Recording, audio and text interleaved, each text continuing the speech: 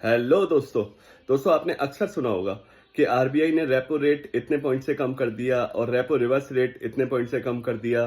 तो क्या आपको पता है कि रेपो रेट और रेपो रिवर्स रेट क्या होता है? आइए दोस्तों जानते हैं रेपो रेट और रेपो रिवर्स रेट आखिर होता क्या है।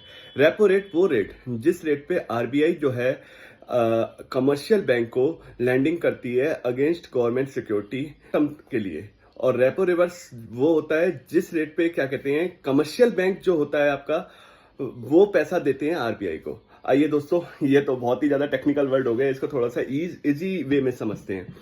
देखिए, कमर्शियल बैंक का काम होता है लोन देना, और कमर्शियल बैंक हम जनरल पब्लिक को लोन देती है। लेकिन अब कमर्शियल बैंक को भी कभी एक पॉइंट पे आके पैसों की जरूरत पड़ती है, तो वो आरबीआई से ना शॉर्ट टर्म के लिए पैसे लेती है। अब वो शॉर्ट टर्म के पैसे लेने के लिए आरबीआई से उसे गवर्नमेंट सिक्योरिटी देनी पड़ती है।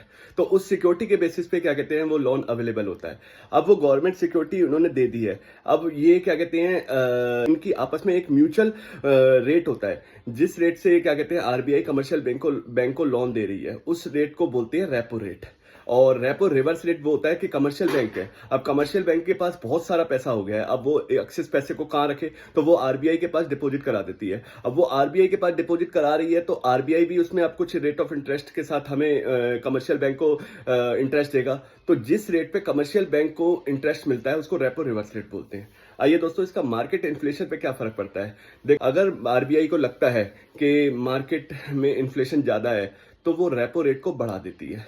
अब रेपो रेट जब बढ़ जाता है तो होता क्या है इससे कि हमारा जो लोन होता है कमर्शियल बैंक को जो लोन मिलता है वो महंगे रेट पे मिलता है। और जब वो महंगे रेट पे मिलता है तो वो हम जनरल पब्लिक को भी, हम लोगों को भी महंगे रेट पे लोन देते हैं। और जब वो महंगे रेट पे लोन देंगे तो हम आम लोग जो हैं उनकी ईएमआई का जो बर्डन है वो बढ़ जाएगा। होम लोन की जो ईएमआई चल रही है, और आपका जो क्या कहते हैं एजुकेशन लोन चल रहा है, कार लोन चल रहा है, पर्सनल लोन चल रहा है, ये सारे लोनों की जो ईएमआई है वो उसके रेट बढ़ जाते हैं। और जब वो रेट बढ़ जाते हैं तो आम आदमी की जो जेब में है वो पैसा थोड़ा कम, क्योंकि ईएमआई में जब आपका पैसा जाएगा तो पैसा अब आपके जो सेविंग का होगा वो कम बचेगा।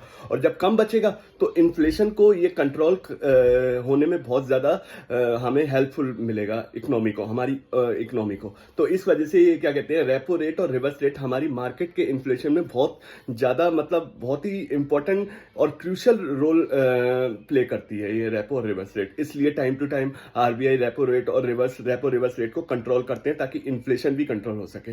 दोस्तों, सब्सक्राइब कीजिए मेरे चैनल को। अगर आपको ये इस तरीके की शॉर्ट वीडियो अच्छी लगती हैं तो आगे ही मैं ऐसे इंफॉर्मेटिव वीडियोस और शॉर्ट्स बनाता रहूंगा।